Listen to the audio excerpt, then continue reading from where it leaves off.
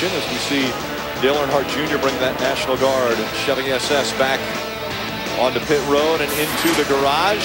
Just over an hour, NASCAR Race Hub will break down the first 2 days of testing here. Matt Kenseth, Jeff Burton are going to join Larry Mack, Steve Burns, Daniel Trotta, as they'll talk about what took place not only today, but also what we might be able to expect tomorrow. Get the insight from Kenseth and Burton as to what they've been feeling of this new Generation 6 race car.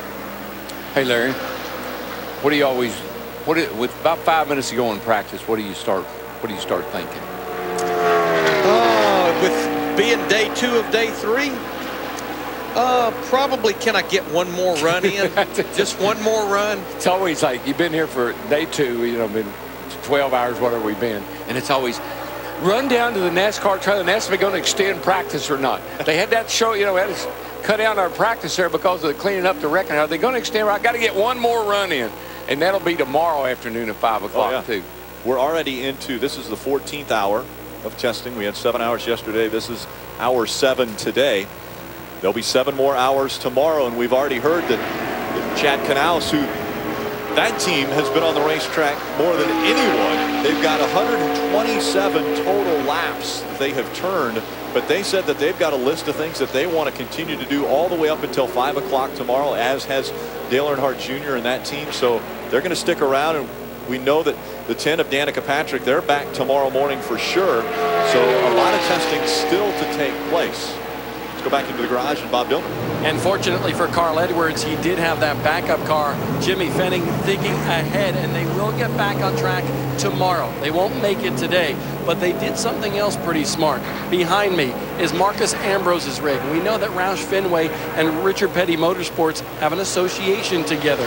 Well, what they have done, because there was room in that 9 hauler for another car, they sent the wrecked 99 home. It's going to go home tonight and already be worked on tomorrow to try to get repaired for when we come back down here for Florida Speed Weeks in February. Matt Yoakum. And Bob, on the other side of the garage here, you're catching up with Austin Dillon. Now you're done for the day. You made 2 runs in the draft. What was the first run like compared to the second? You know, the first run we got out there, the car was a little loose, and we adjusted on that. And really was fast the first run. I could suck up whenever I needed to, and learned a lot, and feel like we were having some fun, and then all went bad on the backstretch over there. And that was a bummer for all those guys that lost cars, and now we'll just go back to single car runs. When you go back to the hotel tonight and you start digesting what took place today, what's the biggest thing that's going to stand out to you about what you learned about drafting and driving a Sprint Cup car? You know, mostly learning about the horsepower and then that small spoiler in the back. I can't whip the Cup car as much as I could, like my Nationwide car, from lane to lane. Just a little bit slower turning down into the pockets that you get there, and just trying to talk to some of these guys that have been doing it a lot, and we'll have a lot of practice coming up when we come back in February. Now, a lot of guys I've noticed during the testing, a lot of beard growth. You seem pretty clean shaven today. Well, I had one yesterday, and I shaved it off last night for the Daytona speed deal that we did here, and now it feels pretty nice that it's been so hot all day. We had a lot of money betted that Pop basically laid down the law that you needed to bring out the razor. Needed to bring out the razor, yeah, that's probably about right.